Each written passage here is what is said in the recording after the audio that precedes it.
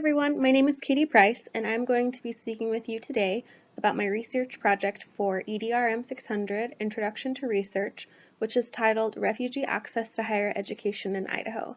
A little bit of background context for this presentation is that I work as an enrollment advisor at the College of Western Idaho, which is a two-year community college, helping many students get started on their college careers.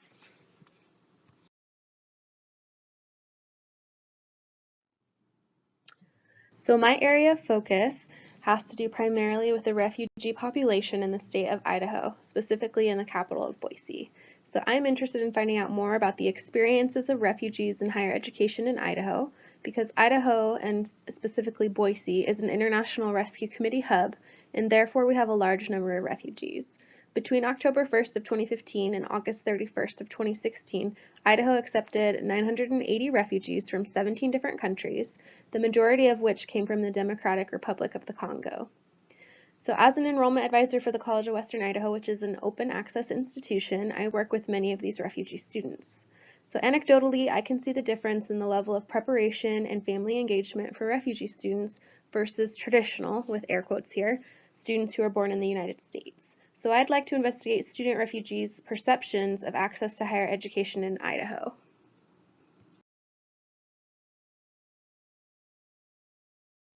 The state of higher education in Idaho is not promising compared with other states. According to goonidaho.org, our state ranks 46th in college-going rates of high school graduates going to school directly from high school, 41st in 9th graders chance for college by the age of 19, 47th in the percentage of 18 to 24-year-olds enrolled in college, 44th in graduation rates from college, meaning attaining a bachelor's degree within 6 years, and 46th in retention rates of first-time college freshmen returning for their second year. So most of the current Idaho high school students, 76.84% actually, as of December 2014, self-identified as white, according to the Idaho State Department of Education.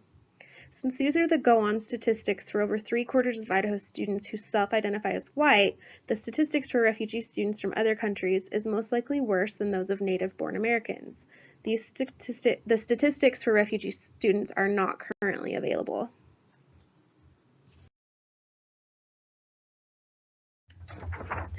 Previous research on access to higher education for refugee students living in Idaho is non-existent, according to the ERIC database and other databases that I searched in.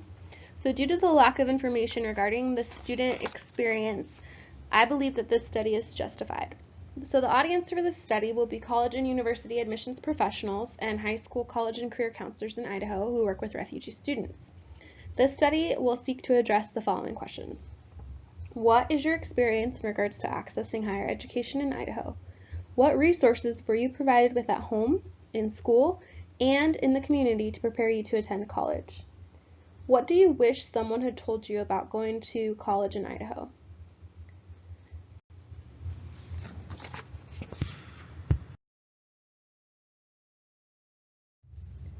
There are many studies available regarding the access of higher education for refugee students in the United Kingdom and Australia, but very few are available that specifically focus on refugee students in the United States. For example, the study by Harklaw in 1998 titled Newcomers in U.S. Higher Education, Questions of Access and Equity focuses mainly on English as a second language Latino and Latina and Asian American immigrant students. Her study does not specify whether these students are refugees. This is one of the few articles I came across with a specific focus on the United States and access to higher education for underrepresented groups, and refugees were still not represented. Studying access to higher education for refugee students is important to the success of this unique population of students. This study explores the perceptions of refugee students in regards to accessing higher education, their exposure to resources, and what they wish someone would have told them before they tried to attend college. Ernest, Joyce, and Silvagni in 2010 explored the needs of refugee students in Australia and their access to higher education.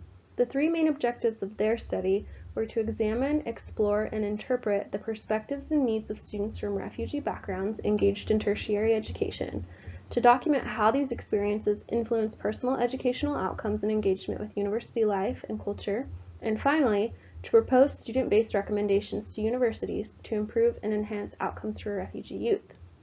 This study asks the question, What is your experience in regards to accessing higher education? It is important to note that the Australian study focused on similar questions and examined the perspective of students from refugee backgrounds in accessing higher education. This study explores that same phenomenon from a United States perspective. The second research question in my study asks, what resources were you provided with at home, in school, and/or in the community to prepare you to attend college? Usually resources for refugee students are the same resources available to all students. There is not usually a specific set of resources available just for refugees. This study seeks to investigate the kinds of resources that are currently available to refugee students and create a list of needed resources. Hannah, in 1999, focused on discovering best practices in assisting refugee students. The author provided a list of recommendations to ensure more equitable access to higher education for refugees. This study seeks to replicate this type of research for refugee students in the United States, specifically in Idaho. Stevenson and Willett, in 2007, focused on teenage refugee students in the United Kingdom and their access to higher education. The researchers posit that refugee students have additional needs in regards to being an ethnic minority, such as previous traumas and a history of interrupted education. The authors propose that more resources be dedicated to this because refugee students are not going to go away. I agree with these authors that more resources should be dedicated to helping refugee students access higher education, especially in Idaho, a state with such a low college attendance rate. The final research question in my study asks, what do you wish someone had told you about going to college in Idaho? The goal of this question is to discover the types of resources unique to refugees that are needed in order to guarantee success in pursuing higher education in Idaho. In conclusion, all of these resources demonstrate the importance of exploring refugee access to higher education in the United States. Many of the previous studies on this topic have taken place in the United Kingdom or Australia.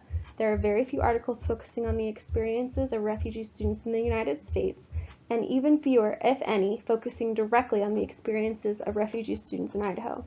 Because there is such a lack of information regarding this population as demonstrated by current literature, I feel confident in my research topic. My research topic will provide relevant information to higher education professionals in Idaho.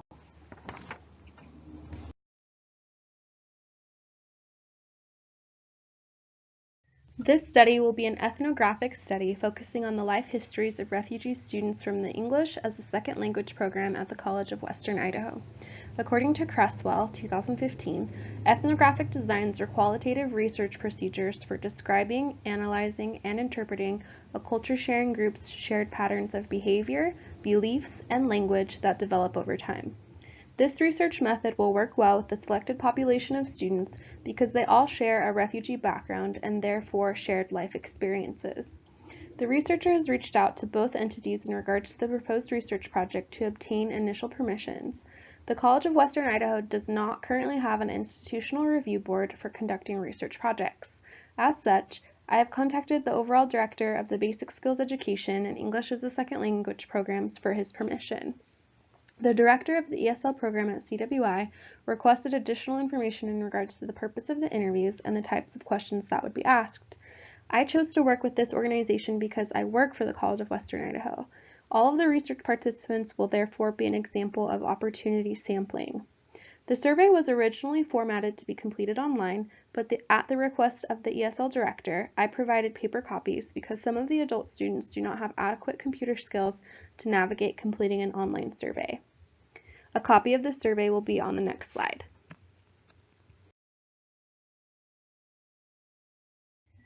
Please take a moment to review the survey questions, some of which you've already seen, so that you can review what the refugee students were asked.